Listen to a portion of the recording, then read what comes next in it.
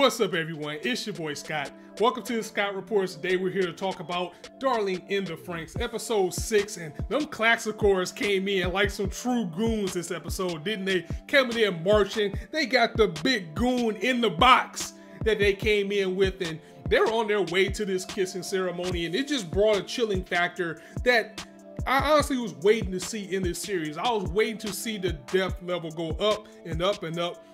And this episode didn't disappoint. I have to honestly say this was the best episode that we've had of this series so far. And if they can keep up the momentum that we got with this episode, they can just keep that same flow, that same pace, and that same everything, it's going to make me more and more excited to watch this for the 24 episode duration, as I just really did like this episode. It was very fun, and you know things are about to get real when they don't show the opening or the ending for the episode. When they just show you the text, like the credits or who's behind the episode, and they decide to dedicate everything to the episode itself. I haven't seen that since probably ReZero, where they just took the entire episode just to expand upon and flesh out everything that you're getting. That's always a good thing. You know you're in for a good episode when the series decides to take the time to do that. One thing I really want to talk about in this series is the winter season overall has been dominated by very cool, strong, and interesting female characters. I mean, we have no shortage of best girls in the winter season,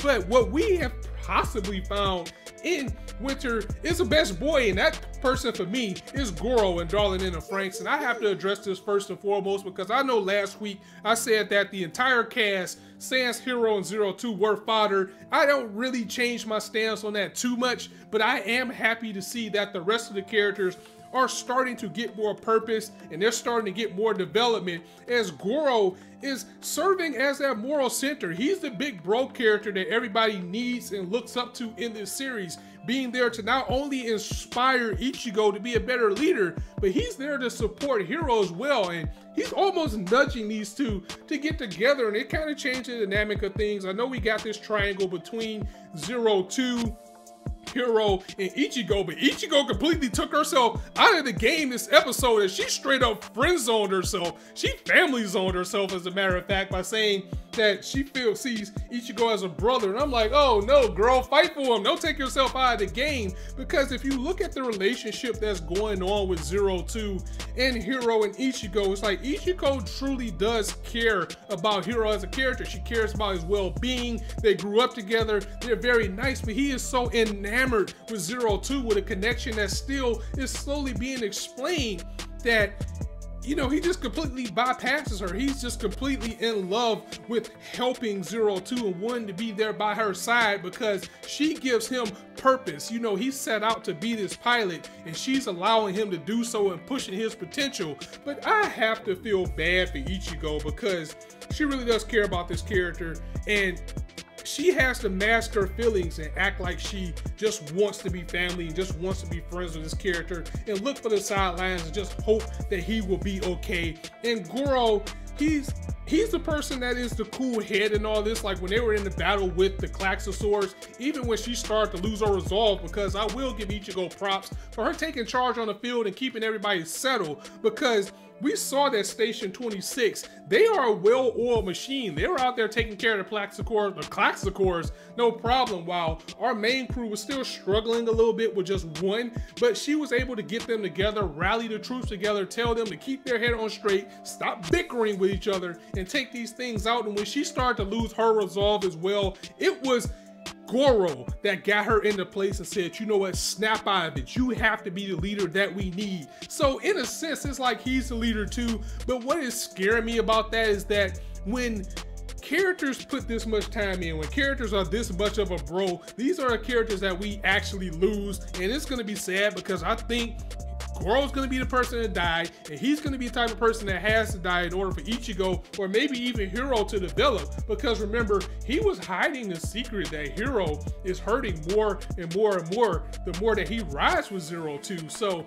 he has a big importance in this series, and honestly, he's my favorite character overall. I know everybody's on the 02 train. She's very cool. I do like the character, but Goro is winning my heart in this series. And this Gutenberg class Claxicor, you know, it was the biggest threat that we've seen in this series, and I will say this until I'm blue in the face. I'll say it every week if I have to. It's hard not to compare this series to Evangelion, even like the appearance and the way it came out of the box and transformed into its true form. It was very Eva-like how this Gutenberg Klaxosaur came to be, and that goes to Zero Two as well, because Zero Two is fascinating hero in her own way. On the surface, it seems like she cares more that he has the ability to keep going and going and going with her, and she can seem heartless at times, but she's also fascinated that this is her darling. You know, this is the person that is strong enough to ride with her, and this person, as he begins to see her as less of the monster as she becomes to be. One of the most powerful episodes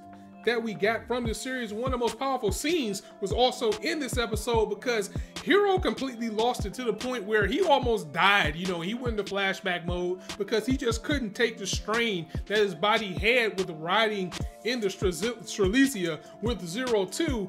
And, you know, he had a flashback with his old partner who we still don't know what happened to her. I think she is alive. I think they did recover her.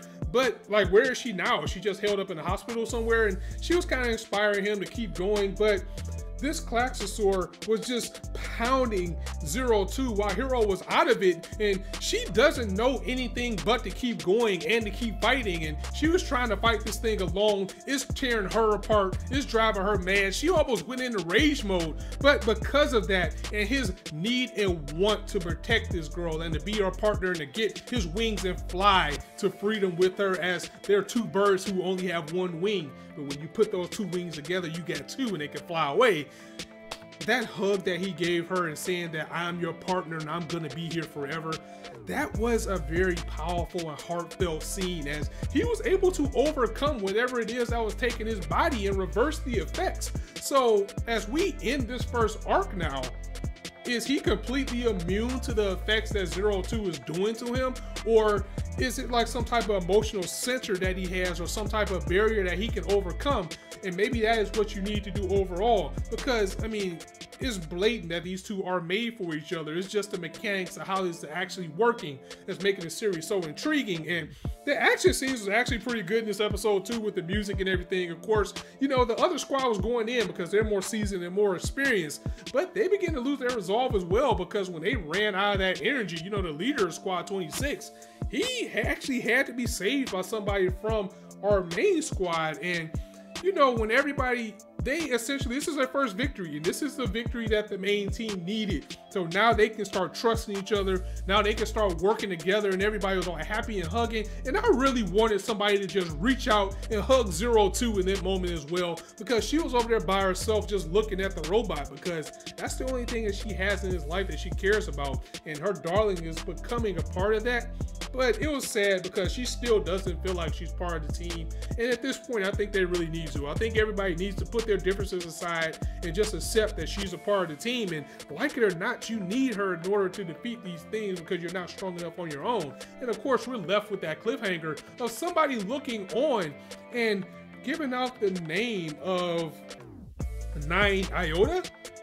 So it's some things going around. It's interesting. I wonder who he's talking to about that. You know, I'm seeing that that means this 016 backwards. He could be talking about, you know, since it seems like he is maybe a higher ranking parasite, he probably is talking about Hiro.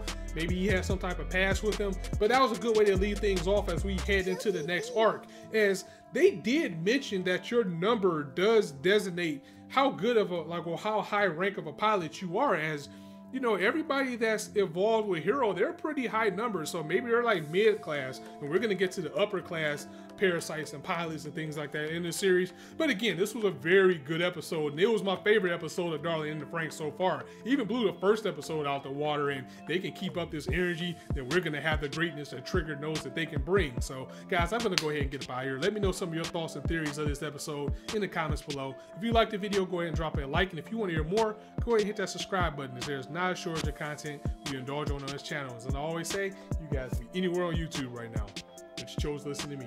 I really appreciate that, so thanks for stopping by. On that note, it's your boy Scott signing out. See you soon.